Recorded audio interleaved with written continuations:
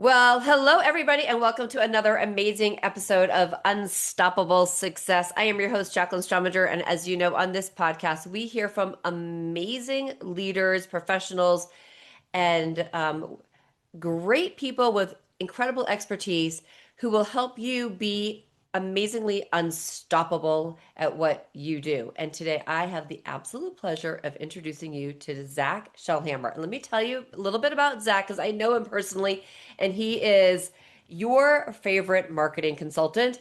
He actually moved to Reno a little bit a year ago A little over a year ago, yes. and took Reno by storm.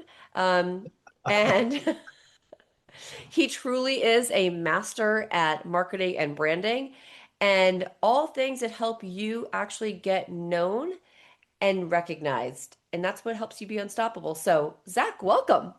Thank you. Thank you for having me. I'm so excited to talk to you today. All Me right, too. so we don't all start out, and I'm sure you did not pop out of the womb being a um, our favorite marketing consultant. No, So right. I, I came out of the womb and crawled across this country. Crawled. Um, so how did you get into marketing, branding, consulting? Like tell us through a little bit A about your journey. little bit about that. I grew up in Pennsylvania in a little know-nothing town, and was just this creative, amazing, fabulous creature who was like, what am I doing here? What's happening? Um, Wanted to be an artist, fell into web design in the late 90s, learned how to code my own websites, design things in like Photoshop or other odd programs back then that no longer exist. I was gonna say Photoshop. I used to use it all the time. It does not does it even exist? Is it out there still? Yes, that does. Yes, it's the other ones that are like I don't even remember. Like it's the Microsoft like front page then came Oh God, yeah. around and all that. So Okay, I feel like we're dinosaurs. yeah, we're dinosaurs. Yeah. Back when the internet was just starting out and no one knew and it was just dangerous to be on and crazy. Uh, Got into the web design through family history, actually. I was doing family history research, and my aunt inspired me to do a website because she was doing family history research analog, like, brick and mortar, beating the pavement kind of stuff. And she's like, there's this brand new thing called the internet, and I bet you could get really far with family history research if you did this and like set up a website. So I'm like determined to do so. Launched my first website in 1997 on Halloween, Huh. and went from there. Thought it was a great, like, and everyone thought this is a unique talent. No one else, very few people can do that. And then I was graduating high school, so I thought, well, I'm going to be a web designing superstar and just move to California and make lots of money designing websites. Seemed logical at the time. Right. Uh, I did exactly that. Crawled across the country and then found that web design had changed completely, moving into like the WordPress stuff, but more so like the front pages, the designer programs, and everybody wanted to hire somebody that knew those programs. I did not. Eventually found my way to Vegas because I just needed a job and found one in marketing with real estate brokerage, did their flyers for them because back then they were using like Microsoft Paint to do like flyers of stuff. Didn't matter what it looked like. So here comes this guy that could do like billboards and designs and stuff. So I did that. The housing bubble burst, and I just wanted a job. And they're like, well, do all the jobs in real estate in the office, and we'll keep you. So I did. Taught me how to run a brokerage. So I always kind of had like a background of marketing as I went through real estate operations management for like 11 to 15 years. And then finally, when I had became a broker, I was teaching agents how to be successful in their business and found that everyone's story kind of mimicked mine as far as looking for authenticity in business. Yeah. And then became a consultant and coach and moved to Reno and found that that was what I loved the most. all right, but in a back up. nutshell, right? Right, Like, right, but back up. yeah. So being a so couple things here. You have because this is actually really important and a Mm. key thing to note. There were a lot of hurdles in there, so you have a lot of Mm. grit. Yes, there was a lot of hurdles. There was 15 years of really torturous hurdles. Right, but you persevered and went through. So when you were going through some like hurdle number one, right? Yeah. Like moving to California, like, oh my God, everybody, I don't know all these other programs. Right. Yes. So where do you feel that that part of you comes from that you actually Mm. have that ability to, seek and find the path to, Yeah, and it's very interesting. I'm not sure why that exists, other than strong family background of like hard workers, some kind of understanding from childhood that you just have to do things, you just have to persevere. I've never been like waylaid by the things that most are. Just like I don't get scared by something. Scaring me only makes me want to do it more. Like if it's a challenge, I want to do it more. So I did have a couple people in my family that were more like, just take chances. They were all, many of my extended family were business owners themselves. So maybe some of that rubbed off as far as that if you're going to do this, you got to do it all on your own. right, Uh, it's, it was always very clear that no one was going to help me. And maybe that also was like a life lesson of I didn't have any example around me of success. I was actually told that I would be a garage mechanic like my dad, or an accountant like my mom, or a chef, or a chef's assistant, or just like background stuff, which is nothing wrong with that. But I was like this fabulous, glittery artist. And I'm like, I don't want to be just like dad. I just want to be me and stand out from the crowd. So, and I didn't go to college. There was no money for that. That was that generation of like no money for college and parents telling you you're not going to college. So you're stuck basically. And I'm like, I am not stuck. So wherever that genetically came from, I just have a very bold, I'm not going to be stuck mentality. And I'm going to make it. And that's been to this day continuously. I'm going to make it. And I'm still looking to make it, even though it looks like I have, but like every day within me, there's that because you always have that kid within you that's like right, looking for what that fulfillment, and no matter how much you give it to them, they still want more. right. It's like I'll take all the chocolate chips, but I don't want all the chocolate chips. I want to keep Yeah, eating the chocolate chips or yeah, whatever yeah, exactly. And whatever your yeah, vice is, whatever like, ooh, yes, that's like I want that. yeah, and I grew up with those vices too. Like I was just addicted to food. I'm still addicted to food, but but excess is my thing. Like I get it, and I just only want more of it. Yeah. And thankfully, that just translates to good things in my life.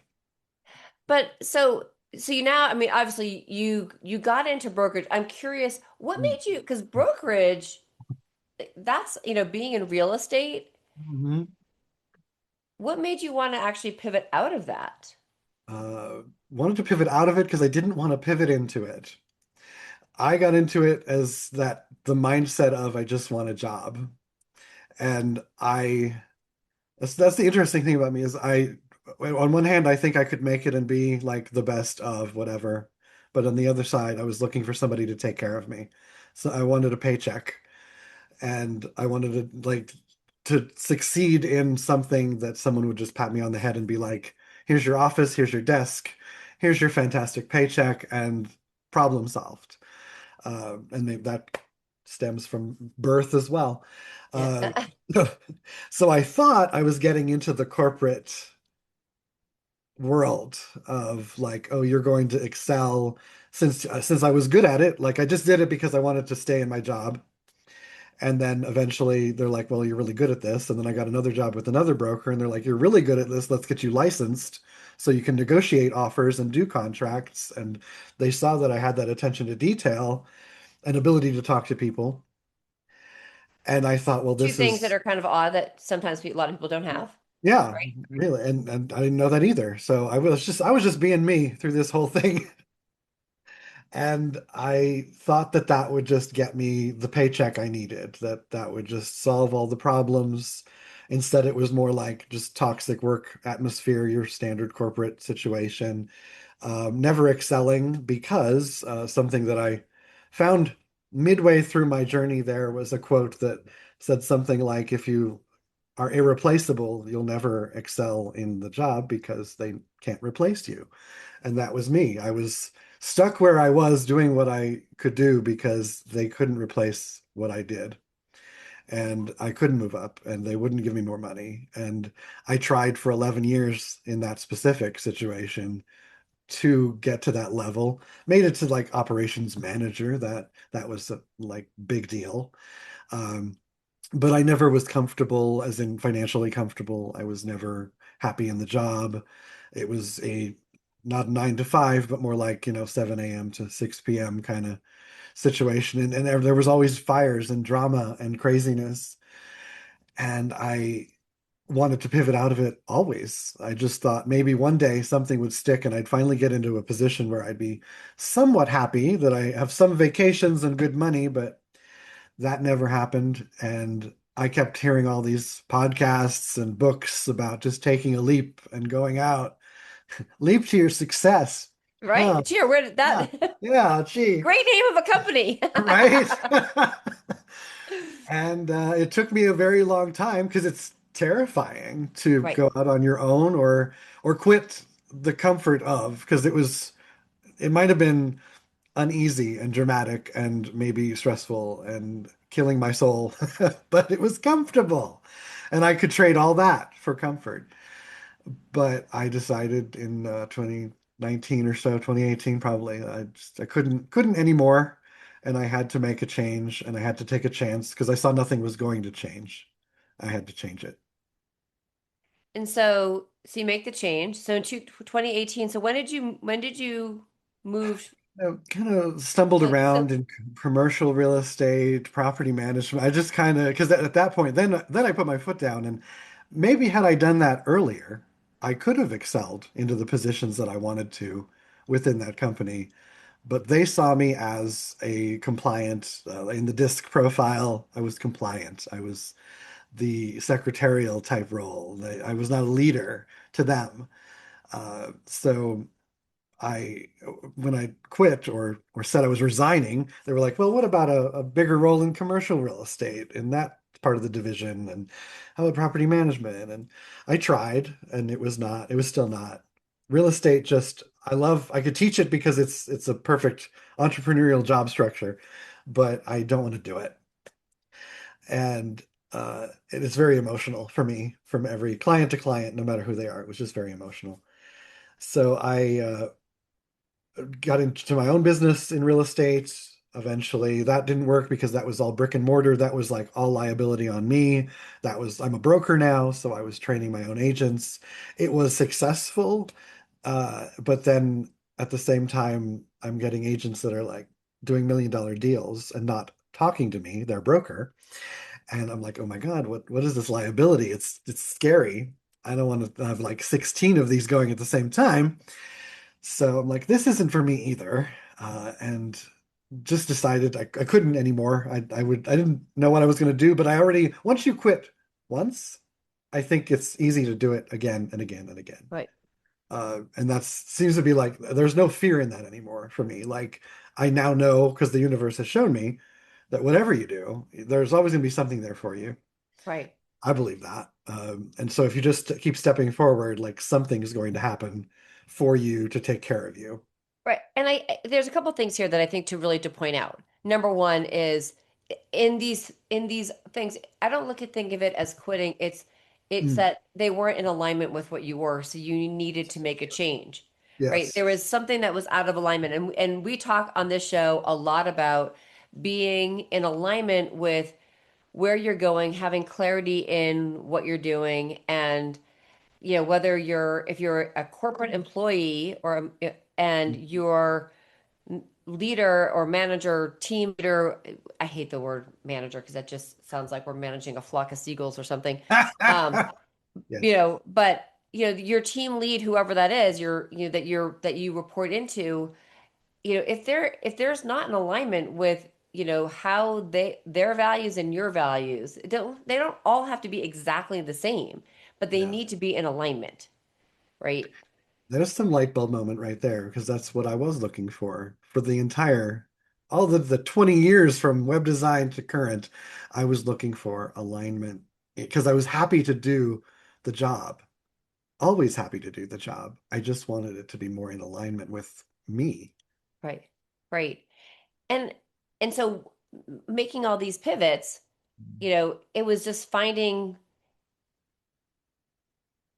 really your values and what aligned mostly with you. And now you're at this point where, like, I could say you are so in alignment with what you're doing, like with your business and with the companies, quote unquote, that you keep, so to speak. You Hmm. know, you work with Urban Roots, you work with Jam Entertainment, and you have your business. And at the same time, all of that though is brand, it's like it all resonates with you, right? Yeah, I say I don't do anything I don't love. I love it all. It's all in alignment. Right. And and being myself, and as you talk about authenticity yourself a lot. Yes. All those years, I was told to be someone I wasn't, like literally told to dress a certain way, act a certain way, hair, glasses, everything was like dictated. And in a threatening, like, you'll ruin your reputation and ours kind of way. And I believe that because these were professionals, seasoned in the business, decades. I figured, well, they must know what they're talking about. But it was killing me to not be me, and that was the other progression there, kind of the background noise of the progression. I started my own business in real estate thinking, well, I wanted to be authentic, but I didn't want to be like crazy authentic. I just wanted to be, slightly, but it just happened. Like the agents I attracted were more authentic individuals out there working with interesting people, and it was just, we attracted our tribe, as you do. Right. And that showed me not to be afraid of that and let me kind of put my whole foot in the water there with like just being myself. And the more I saw that that attracted people who actually loved that and supported that, and that there was business for me in that vein, then that was a big deal. And that's why I'm so happy, because I am myself. I can be myself. I don't have to think about what am I saying? How do I look? I don't have to like dance around any of that anymore, which is why it's all in alignment.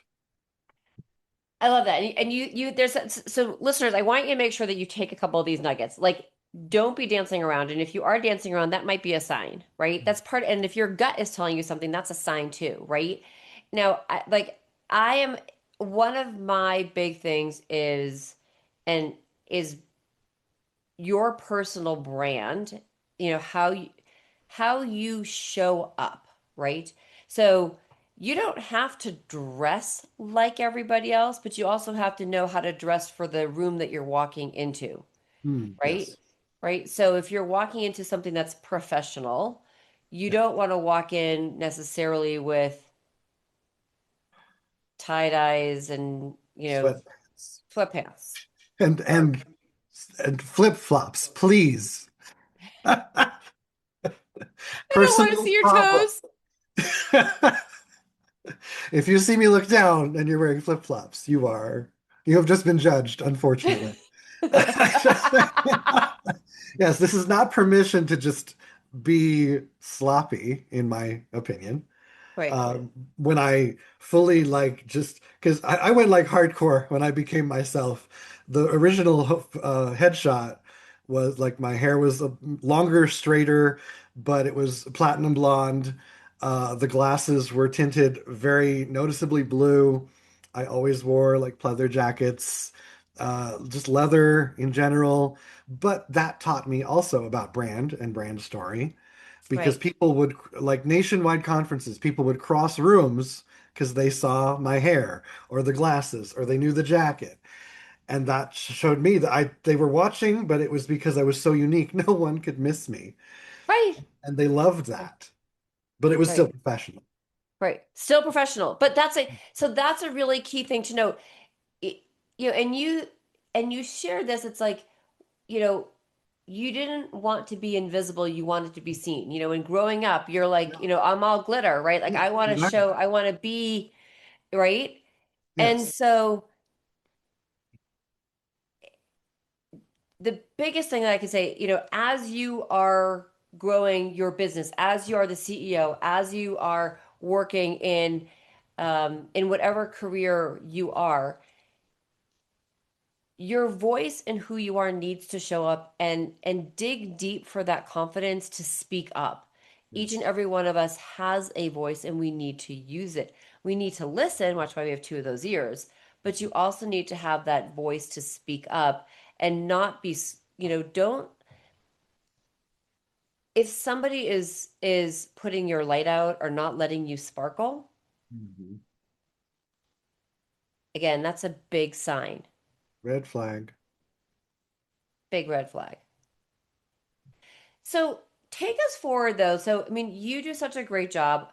Obviously, I think I shouldn't say obviously, listeners, you don't know, but once you check out Zach's stuff, you will see the obvious. Um, uh, you do a great job with branding and helping your clients. So when you made that shift, like talk about that shift of now being being this marketing consultant. And what does it mean to you? It means helping people tell their story, their true story. We're hearing so much more about brand story now than ever, but I was hearing this in my head way before I heard it out there in the world. And this last year in Reno, um, taking over or dominating, as you say, love that. Uh, that showed me it was the proof that I needed, further proof that I needed, because when I transitioned from broker to consultant, it was more because the agents that I was working with came back to me and they said, "You taught me so much." And while they still had to go find a new broker and get out there and do, I left them out in the world on their own. They came back and they said, "I still want you to coach me and tell me more." Like it wasn't a bad situation that I had to let them go. And I thought, if you come back to me after that, I must have done something right. Right. And I was Right. hearing the same story of authenticity. That was the line across it was I have to be a luxury agent because it'll make more money, and that's the only thing I can do to make money. And I'm like, no, there's 103,000 things in real estate that you could do to make money, and it's not, you do what you want to do or what aligns with your talents. And then it was just random people saying, well, could you do that? I'm a random entrepreneur, a random business owner. Can you help me sell my t-shirts or my other life coaching business? I'm like, well, let's give it a shot. And then I see it fits the same model. So it was kind of an A/B testing out there of what worked. And that finally, I think I found, when you grow up, when you're a kid, and you say you want to be fill in the blank. I said I wanted to be a teacher, and I meant like school teacher because I'm like, you only I have was like, I'm sorry, I don't have a poker face. And you're right, like, teacher? And you said, I'm like, school teacher? right, yeah, exactly. Well, because back then, 80s, 90s, there was a list. Right. You want to be an astronaut, a teacher, uh, Fireman. fireman. You're never going to be the president. You're never. There was a list of things you Right. can and cannot do. Just being All of a sudden, I'm thinking of Sesame Street. Like, who are the people in your neighborhood? right. Yeah, Beep, exactly. beep, So beep, you beep, have to beep. pick something. Right, right. It's got to be out of this one box. So it was like, well, I don't know. Teaching seems, I'm standing in front of a room, in front of a board. That sounds right. Okay. But it's weird how many, yeah, exactly, how many times I hear people tell me that kind of story and they picked the simple thing, but they did turn into that. It was just completely different than what that actually means. Because I am teaching people how to be themselves in public. Right. Which is one of my taglines somewhere is like teaching people to be themselves since 1997. And I always wanted that's all I wanted was like we all just need to be ourselves. If you sparkle, sparkle. If not, don't. It's fine. But I never like had this box mentality where we just needed to be what mom and dad said we should be, or the society says we should be. And I think I feel even more passionate about what I'm doing. Long way around here, but because of that, I'm Right. actually doing what I always wanted to do and help people realize. Right. Because I used to do that as an artist, and I thought, it didn't really land. Like people were just like, okay, yeah, you're an artist and you're unique and interesting, but it took me to get here to finally be able to have a framework for people uh, on how they can be their authentic self in their business and in their personal life. And that spoke to me. Yeah, no, and I love that. And that's a huge part about business, entrepreneurship, CEO is that you have to be comfortable both, personally and professionally. And again, going back, like those values need to align both. You can't have a set of values at home and a different set of values at work because you're going to be fighting each other, right, all Yeah, the time. yeah, But at the end of the day, too, each and every one of us, we do so much better when at our core we're helping other people or lifting other people up. And I love the fact that you're helping people be their authentic self out in public and letting them and to be unstoppable, you need to be authentic at first to you. Mhm. Like Yes, be true to yourself first. yeah. And two things there. When I do a discovery call with someone, to this day, I will still hear when I ask them a personal question, they're like, "Oh no, no, like what's going on at home?" No, we're not talking about that. We're going to talk about the business. It's like, well, we're pretty much done here because if you're not connecting the two, then it's not going to work. And I've seen it. I've seen people because I have taken clients that told me that, and I tried it. And at the end of the day, then suddenly one day they come in crying about their personal life, and I'm like, well, this was the problem all along. Like your whole setup at home was completely off, and it was affecting your business, but you Right. refused to talk about that. And the other thing was bravery. I've always been told I'm brave. And I never see that. I don't get it. When I talk to folks about being authentic or the things that I've been through or growing up as a sparkly child in Pennsylvania, they take me aside and they're like, "You are so brave to be yourself." And like, I can't do that as a business owner, or I'd be blackballed as a business owner.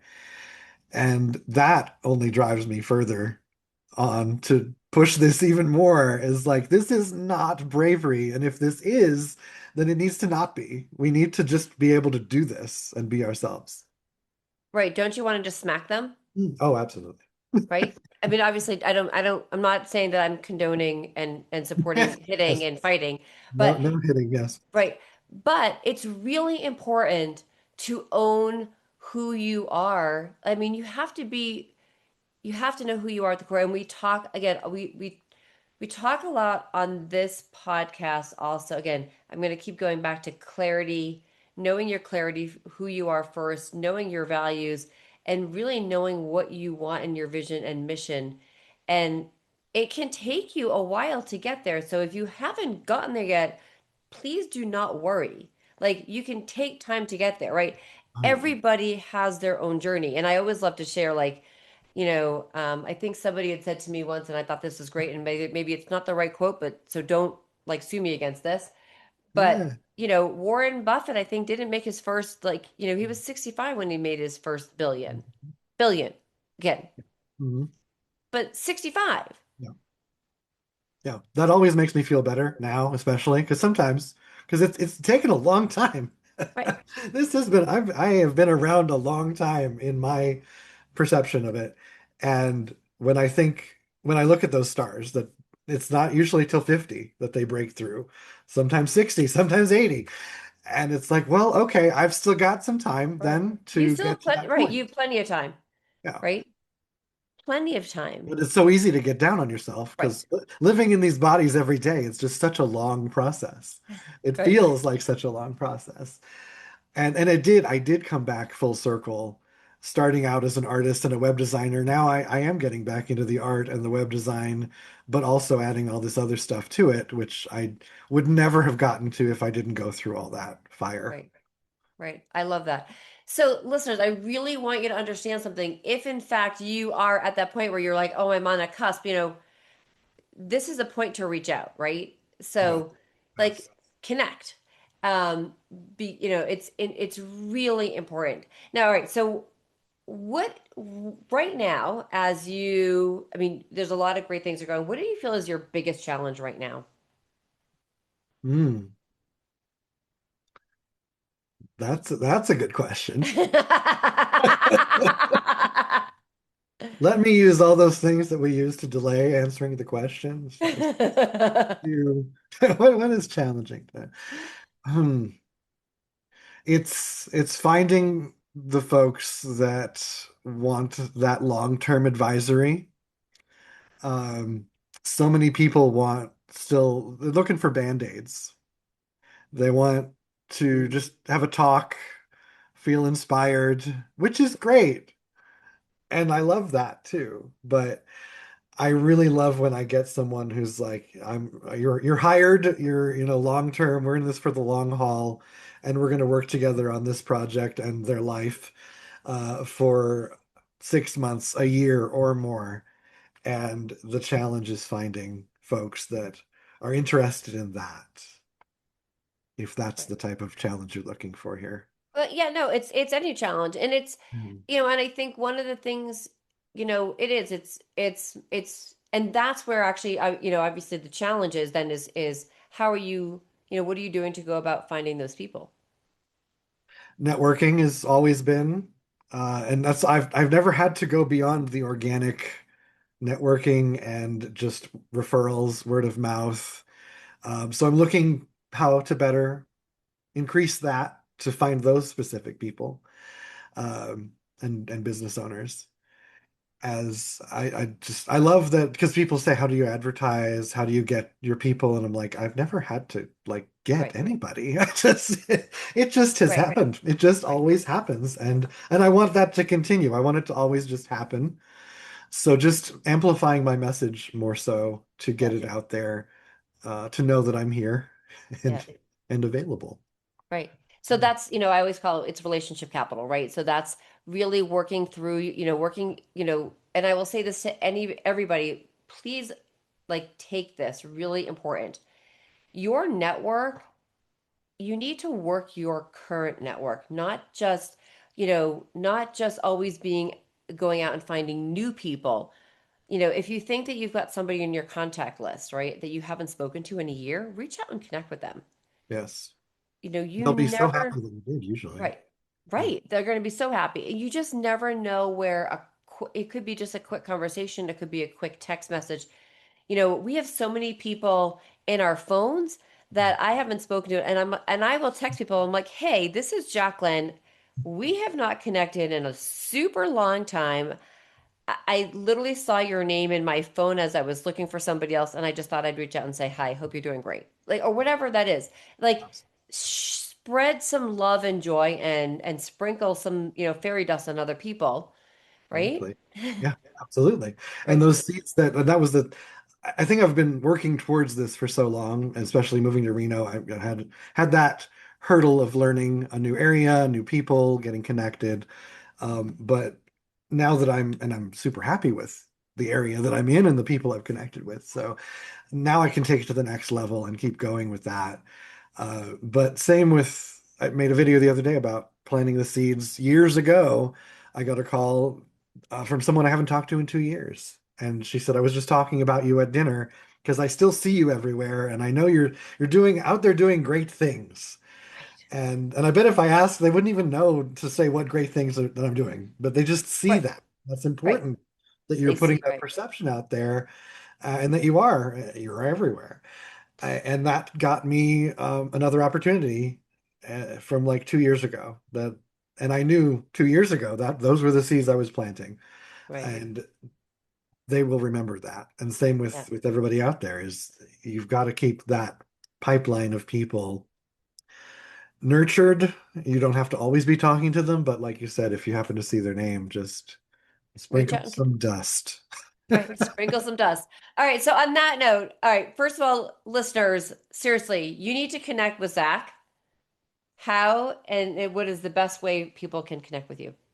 Best way is by going to zakunscripted.com.